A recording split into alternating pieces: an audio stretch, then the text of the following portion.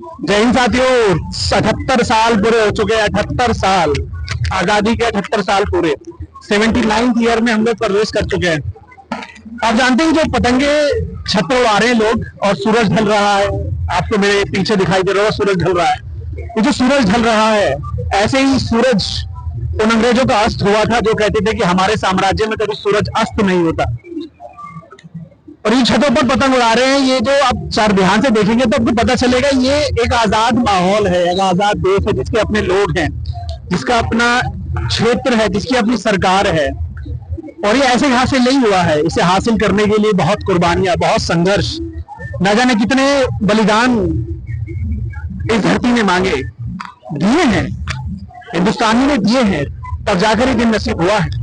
वो अंग्रेजों का 200 साल का क्रूर शासन, जिसमें कहा जाता है करीब करीब करोड़ों की तादाद में हिंदुस्तानियों को कत्ल किया गया, हिंदुस्तान को काला बाजार बना दिया गया, हिंदुस्तान को एक भूखमरी का देश बना दिया गया, हिंदुस्तान को एक बीमार देश बनाया गया, जहां औसतन एक आदमी 32 साल जीता था।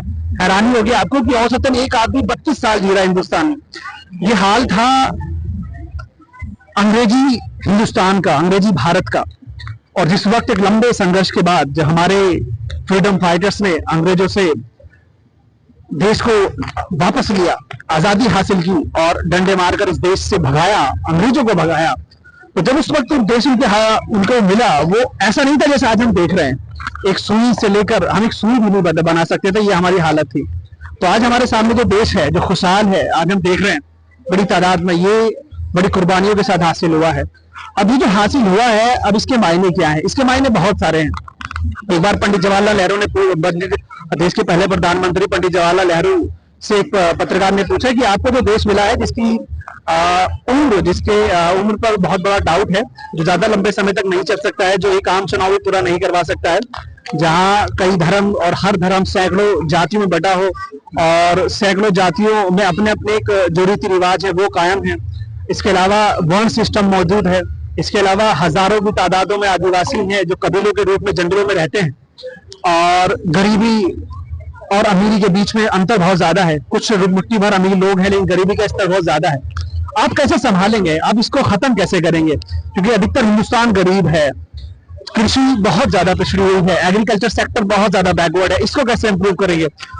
इंडस्ट्रीज नहीं है, साइंस का दूर तक भी कुछ नामो निशान हिंदुस्तान में नहीं है। तो ऐसे बहुत सारे सवाल थे जिस वक्त देश आजाद हुआ उसके सामने थे और पूरी दुनिया टिकटिकी लगाए पंडित नेहरू की तरफ देख रही थी। लेकिन we are so lucky that we had a prime minister like Pandit Jawaharlal Nehru, जो एक विजनरी लीडर थे, हाईली एजुकेटेड, जिनकी सोच साइंटिफिक थी, जिनका सोच साइंटिफिक टेम्पर के साथ आगे बढ़ती थी, जिनका सीधा मानना था कि हिंदुस्तान से गरीबी को खत्म कर सकते हैं। तो उसका सिर्फ एक ही तरीका है, वो है बड़े बड़े उद्योग लगाकर, विज्ञान को अपनाकर, तकनीक को अपनाकर। बिना विज्ञान और बिना तकनीक को अपनाकर आप हिंदुस्तान से गरीबी को समाप्त कर ही नहीं सकते। ये पंडित जवाहरलाल नेहरू की सोच थी। तभी आप उनको देखेंगे, उनकी जो पहली पंचवर्षीय योजना थी वो कृषि पर आधारित थी। जो पहली पंचवर्षीय योजना उन्होंने बनाई वो कृषि पर आधारित थी, क्योंकि पहले भारत को कृषि में आत्मनिर्भर बनाना था। पहले भारतीयों को जो खाने के कहते स्टेपल फूड, चावल और गेहूं, वो मुहैया कराने थे, उसके बाद ही उनको आगे तक सोचना था। आप देखेंगे दूसरी जो पंचवर्षीय योजना थी वो हिंदुस्तान के इतिहास में कहा जाता है कि वो हैवी इंडस्ट्रीज बेस्ड जो एक 5 ईयर प्लान था वो था, जिसे जनरली पीसी महाल नोबिस के नाम से हम जानते हैं। तो उस सेकंड पंचवर्षीय योजना, सेकंड 5 ईयर प्लान में आप देखेंगे कि राउरकेला, दुर्गापुर और बड़े बड़े जो आयरन स्टील कंपनीज थी वहां पर स्टैब्लिश की गई। उसी दौरान बड़े बड़े डैम्स बनाए गए जिसमें इरिगेशन और हाइड्रो इलेक्ट्रिसिटी जनरेट की गई। तो आप देखिए किस तरह से भारत के पहले प्रधानमंत्री ने, एक विजनरी प्रधानमंत्री ने एक बांध का, जो डैम्स का पूरे हिंदुस्तान में नेटवर्क बिछाया, बड़े बड़े उद्योग लगाए, माइक्रो लेवल के उद्योग लगाए, एजुकेशन को इम्प्रूव करा, प्राइमरी सेक्टर यानी कि एग्रीकल्चर सेक्टर को मजबूत किया, जिससे आम जनता के पास, ठीक है, और खाने की चीजें मुहैया हो सके। और जो आम बहुत ही गरीब आदमी था, उसके जिसके पास जमीनें नहीं थी, वहां बड़े जमींदारों से जमीनें लेके उन्होंने छोटे किसानों को जमीनें दी ताकि वो अपना पेट भर सके और देश के तरक्की में योगदान हासिल कर सके। आप समझ सकते हैं कितनी बड़ी बड़ी चीजें उस दौरे हुकूमत में हुई।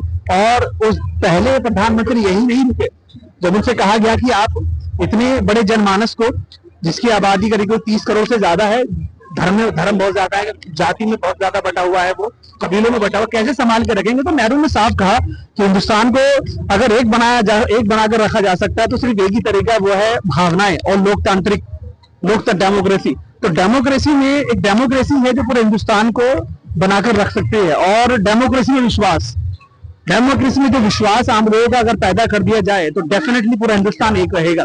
और जिस दिन ये डेमोक्रेसी खत्म हुई और यहाँ ऑटोक्रेसी आई या राजशाही तंत्र स्थापित करने की कोशिश की, तो भारत आपको अनेक रूपों में दिखाई देगा।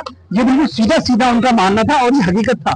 आप सोचिए, जिस वक्त देश नया नया आजाद हुआ है, उस वक्त देश के पहले प्रधानमंत्री कुछ इस तरह से बातें कर रहे हैं और हमारे सामने है, वो हमें सीधा संदेश दे रहे हैं कि लोकतंत्र में विश्वास पैदा कीजिए, आपको वोट डालने का अधिकार दिया जाएगा, वोट डालेंगे आप, लोकतंत्र में पार्टिसिपेट करेंगे। और फिर जैसे आप देखेंगे आगे, उन्होंने गांव के अंदर भी काम करना शुरू किया, डिसेंट्रलाइजेशन में पॉलिटिक्स उन्होंने स्टार्ट किया। पहले लोकसभा में होते थे, राज्य में होते थे, उसके बाद आप देखेंगे धीरे धीरे वो गाँव की तरफ भी गए। इससे गांव देहात में लोगों का भी एक जो मन था वो मजबूत हुआ लोकतंत्र को लेकर, और चुनाव और लोकतंत्र में ग्रास रूट लेवल से भी भागीदारी शामिल होने लगी। तो इतने बड़े लेवल पर रिफॉर्म किए गए और लोगों के अंदर जो लोकतंत्र को लेकर भावना थी उसको पैदा की गई। हिंदुस्तान ऐसे नहीं बना है, इसमें राजा रजवाड़े भी शामिल थे, कबीले शामिल थे, न जाने कितने स्टेट शामिल थे, उनके रहने वाले विभिन्न तरह के प्रांतों के जो विभिन्न लोग थे, जातिवादी लोग सब शामिल थे। तो उनको जोड़े रखा, उनको बनाए रखा सिर्फ और सिर्फ लोकतांत्रिक भावनाओं से। और ये भावनाएं को एक दिन में पैदा नहीं हुई, धीरे धीरे पैदा की गई है। नफरत खत्म की गई। अगर कल्पना कीजिए देश का पहला प्रधानमंत्री अगर नफरती होता तो देश का आलम क्या होता। अगर देश का पहला प्रधानमंत्री लोकतंत्र में विश्वास ना करता तो सोचिए देश की हालत क्या होती। आज की हम बात करें, देश 78 साल पूरे कर चुका है और हम 89 साल में एंटर हो चुके हैं, और आज पूरा हिंदुस्तान किन मुद्दों से जूझ रहा है। जिस देश जिस वक्त आजाद हुआ और जिन मुद्दों से वो जूझ रहा था, आज आपको हूबहू वही सारे के सारे मुद्दे नजर आएंगे।